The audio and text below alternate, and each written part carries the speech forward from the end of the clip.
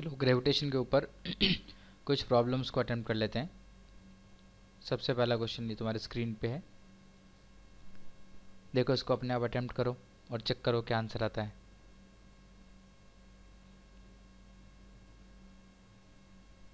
Attempt किया? Sir video pause कर दो, बच्चे अटेम्प्ट कर रहे हैं। डन। इसका करेक्ट आंसर है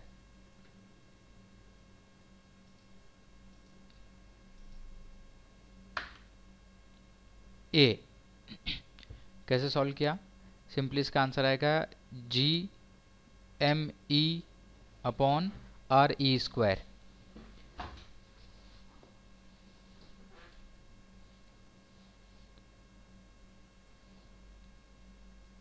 तो small g equal to GME/RE²। Solve करो और उसको रीअरेंज करो तो यहाँ से आंसर आएगा। डेंसिटी रो कैलकुलेट करनी है तो मास को रो इंटू 4/3 πr³ से रिप्लेस कर लो। ठीक, नेक्स्ट। बहुत ध्यान से देखना।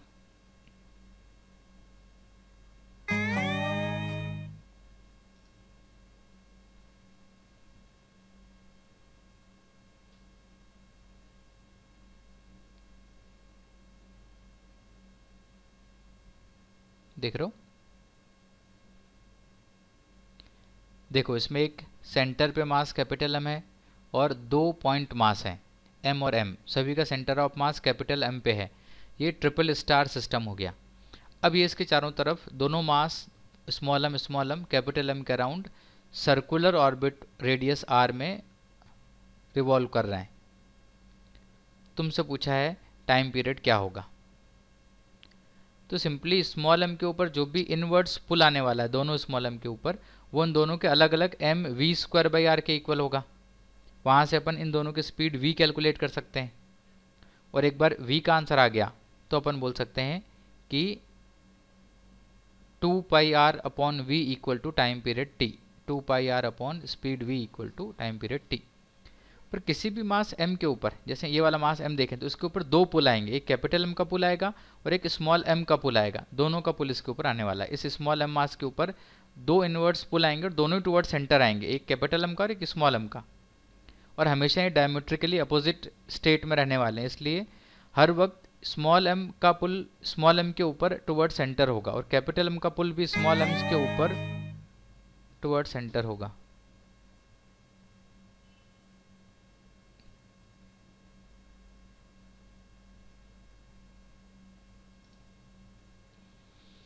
ये भी मानते नहीं है यार, बिल गेट्स बार बार परेशान करते हैं। देखो नेक्स्ट सॉल्यूशन देखो इसका।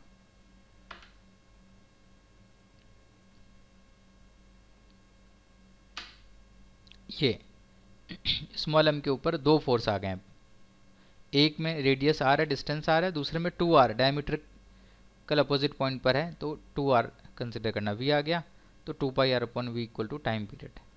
यहाँ से करेक्ट ऑप्शन देख लिया सबने। नेक्स्ट थर्ड क्वेश्चन देखो, आराम से एनालाइज करो, सोचो और अपने ऑप्शंस लिख लो कि तुम्हारा ये आंसर है। अगर एक्चुअल में ये एग्ज़ाम में आते हैं तो तुम क्या स्कोर करने वाले हो वो यहाँ से चेक कर लो। या तो +3 मिलेगा या -1 या फिर बाबा जी का। नेक्स्ट देखो,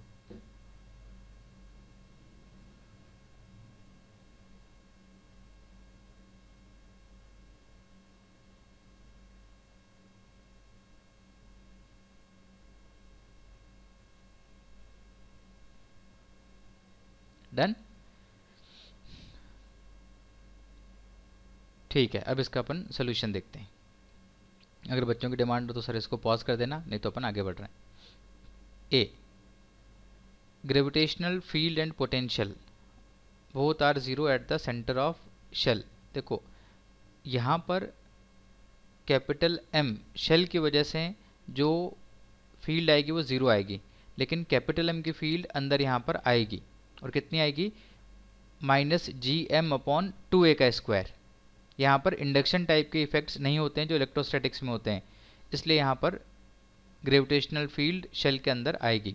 पर खुद शेल की वजह से अंदर 0 आएगी, पर इसकी वजह से तो यहाँ पर आएगी। दूसरी बात, किसी भी पॉइंट पर पोटेंशियल हमेशा नेगेटिव आएगा, क्योंकि मास कितने भी डिस्टेंस पे हो, किसी भी मास m का पोटेंशियल डिस्टेंस d पर होता है माइनस gm/d, और बाय सुपरपोजिशन माइनस gm/d का समेशन ही अपन यहाँ पर हर एक पॉइंट पर करने वाले हैं। तो आंसर आएगा हर एक पॉइंट पर पोटेंशियल डेफिनेटली नेगेटिव होगा। तो ये गलत हो गया। B, gravitational field is 0 but at a point outside the shell also.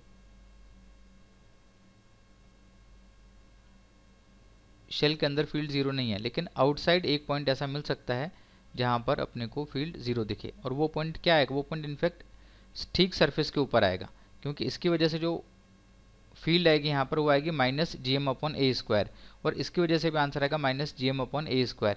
तो वो पॉइंट ठीक यहाँ पे, ठीक सरफेस के ऊपर ही मिलेगा, जहाँ पे कर्सर है वहाँ देखो, ठीक यहाँ पे मिलेगा जहाँ पर फील्ड 0 हो सकती है। तो शेल के ऊपर मिलेगा, बाहर नहीं है ना अंदर है।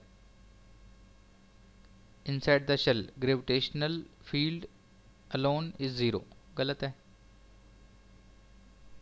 इनसाइड द शेल, मेरे हिसाब से इसका करेक्ट आंसर क्या होना चाहिए? डी। देखो समझा भी हुए रहे हैं कि किसी भी पॉइंट पर सेंटर पे पोटेंशियल ऐसे कैलकुलेट कर सकते हैं, और सेंटर पे फील्ड इतनी कैलकुलेट कर सकते हैं।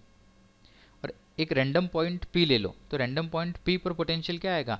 शेल की वजह से जो पोटेंशियल आएगा वो तो वही आएगा जो सेंटर पे आता है, क्योंकि शेल की वजह से शेल के अंदर ग्रेविटेशनल फील्ड 0 होगी, तो केवल शेल होती है, ये मास नहीं होता इधर पॉइंट मास, तो अंदर हर एक पॉइंट का पोटेंशियल कांस्टेंट होता है gm/r, ये अपने को पता है। तो माइनस gm/a यहाँ पर पोटेंशियल हो गया शेल की वजह से, और इससे डिस्टेंस b है, तो इसकी वजह से पोटेंशियल नेगेटिव होगा, हर एक पॉइंट पर पोटेंशियल नेगेटिव ही होगा।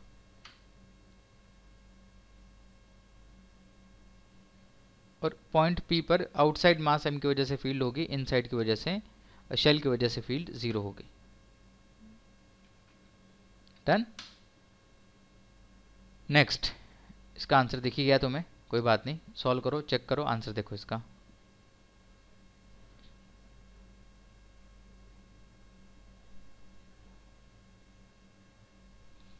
शेल की वजह से अंदर की तरफ ग्रेविटेशनल फील्ड 0 होगी, इसलिए शेल की वजह से अंदर कोई भी मास रखा हो उस मास के ऊपर फोर्स आएगा 0। तो आंसर आ गया 4, फोर्थ का आंसर आ गया डी, 0। ये देखो,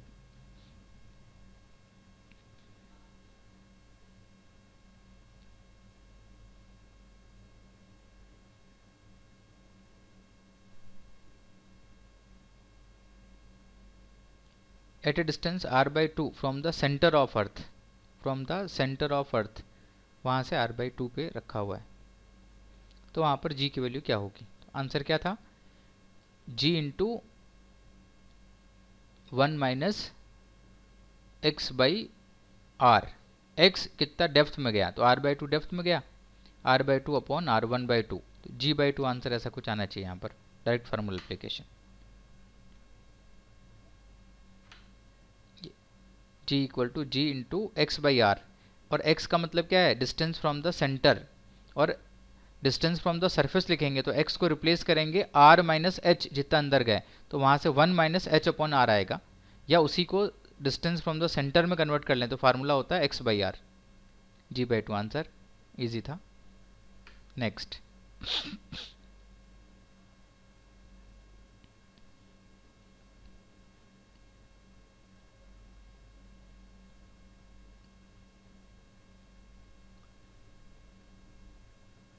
eight what height above the earth surface.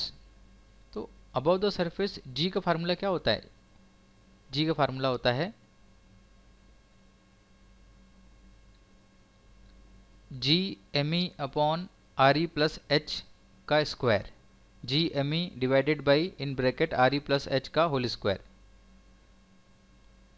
और यहाँ पर अप्रोक्सीमेशन वैलिड नहीं होगा, g equal to g dash equal to g into 1 minus 2x/re, 2h/re, इस टाइप का फार्मूला वैलिड नहीं होगा, क्योंकि यहाँ पर वेरिएशन बहुत ज़्यादा है, 1% ऑफ इट्स वैल्यू, मतलब जी की वेरिएशन बहुत ज़्यादा है, इसलिए हाइट बहुत ज़्यादा होगी, और हाइट बहुत ज़्यादा हो गई, इस केस में अपन अप्रोक्सीमेटेड फार्मूला यूज़ नहीं कर सकते हैं, एग्जैक्ट फार्मूला यूज़ करना पड़ेगा। ये अपने क्लास में देखा है। आंसर आएगा इसका 9R। एग्जैक्ट फार्मूला अप्लाई करना, वहाँ से दिख जाएगा। ठीक, तो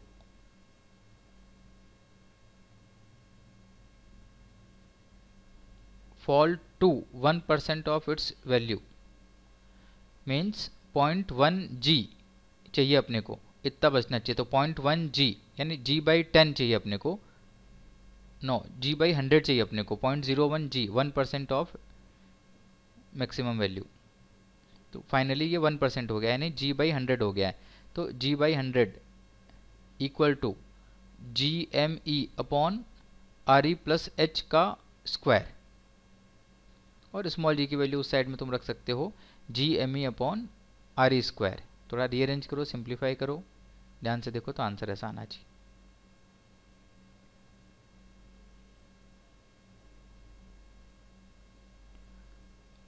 आंसर कंफर्म नहीं है, खुद ही चेक करना, देख के भाई ऐसा आंसर आता है क्या। मेथड ये रहेगा। नेक्स्ट,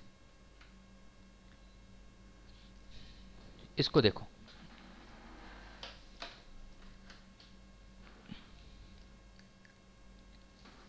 बहुत ध्यान से देखो इसको, और 1 बाय 1 सारे ऑप्शंस को एनालाइज करो।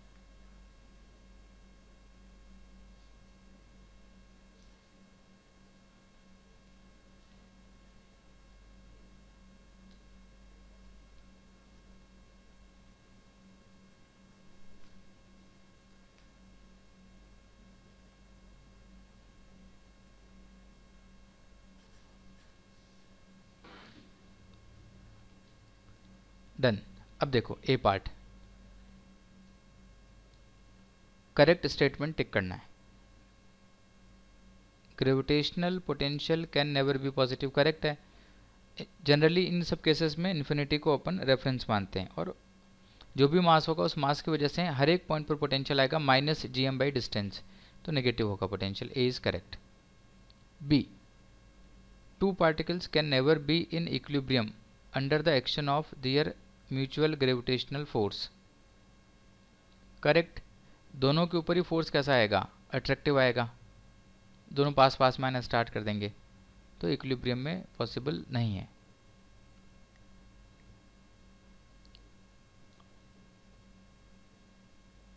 सी,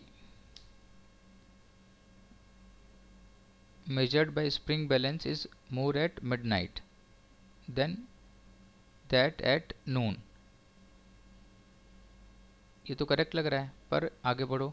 cause at midnight sun and earth pull the object in the same direction। Midnight का मतलब हो गया कि ऑब्जेक्ट है, अर्थ है, और सन उस साइड है, ऑब्जेक्ट के अपोजिट साइड है, तभी तो ऑब्जेक्ट नाइट में लाई कर रहा होगा। तो दोनों एक ही डायरेक्शन में पुल करेंगे, तो नाइट में दोनों एक ही डायरेक्शन में पुल करेंगे। अगर दोनों एक ही डायरेक्शन में पुल करेंगे तो नाइट के टाइम पर इसका वेट ज़्यादा होना चाहिए। तो सी करेक्ट हो गया, ये तो सी करेक्ट है।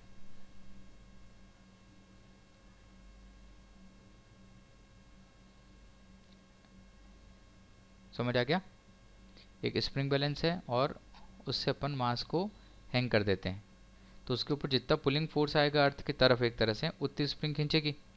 अब अगर नाइट का टाइम है तो ऑब्जेक्ट है, अर्थ है और सन है, सन और अर्थ ऑब्जेक्ट को एक ही डायरेक्शन में पुल करेंगे तो स्प्रिंग ज़्यादा खींचेगी, तो वहाँ पर वेट अपने को ज़्यादा दिखेगा। तो सी करेक्ट हो गया। D,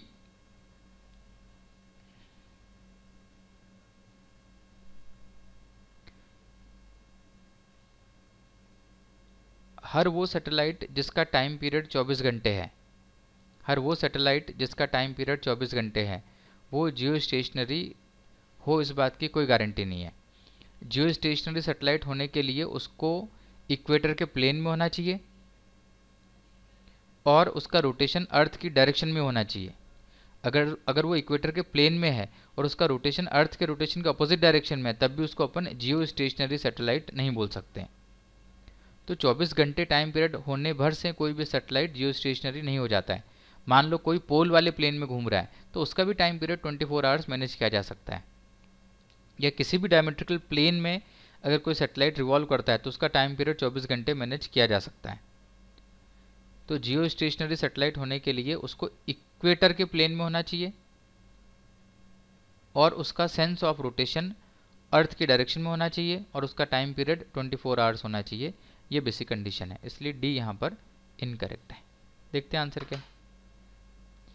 answer A and B, gravitational potential can never be positive, ये तो करेक्ट है। बी, ये भी करेक्ट है। सी क्यों नहीं करेक्ट है यार? Weight of an object as measured by spring balance is more at midnight than that at noon. सही तो लग रहा है।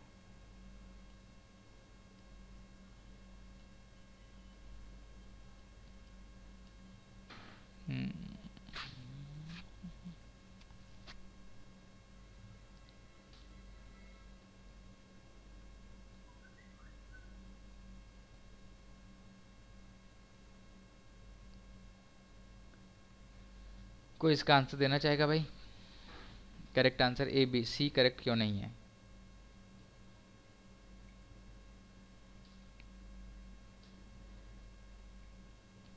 चलो ठीक है, देखो सी इसलिए करेक्ट नहीं है क्योंकि अर्थ सन के अराउंड रोटेट कर रही है, और अर्थ अगर सन के अराउंड रोटेट कर रही है तो उस केस में एक तरह से अर्थ का फ्री फॉल है टुवर्ड्स सन, इसलिए सन के फोर्स की वजह से इफेक्टिवली नेट फोर्स अपने को दिखेगा ही नहीं। अपन वेटलेसनेस की कंडीशन में घूमेंगे क्योंकि सन का जो फोर्स है वो सेंट्रीपिटल फोर्स है और उसी फोर्स की वजह से अपन सन के अराउंड घूम रहे हैं एक तरह से, या सन के फोर्स में अपन फ्री फॉल कर रहे हैं, तो सन का फोर्स अपने को फील होगा ही नहीं, और अपने को नहीं होगा मतलब स्प्रिंग बैलेंस पे जो मास है उसको भी नहीं फील होगा। इसलिए सन का इफेक्ट मून और नाइट इसमें नहीं आएगा। जैसे तुम्हें छत से मान लो नीचे पटक दें तो तुम फ्री फॉल कर रहे हो, तुम्हारे ऊपर अर्थ का फोर्स आ रहा है लेकिन फोर्स की वजह से तुम्हें एक्सेलरेशन मिल गया है, इसलिए जो अर्थ का पुल है वो उस वक्त तुम्हारे लिए कुछ भी काम नहीं करेगा, उसकी वजह से तुम्हें कुछ भी एक्शन रिएक्शन टाइप का फोर्स नहीं मिलेगा, नॉर्मल रिएक्शन नहीं होगा। अगर तुम किसी वेइंग मशीन पे खड़े हो और मशीन के साथ तुमको हम 50 मंजिल ऊपर छत से नीचे गिरा दें तो वेइंग मशीन की रीडिंग 0 हो जाएगी। वही केस यहाँ पर भी हो रहा है, ठीक, इसलिए correct answer A and B.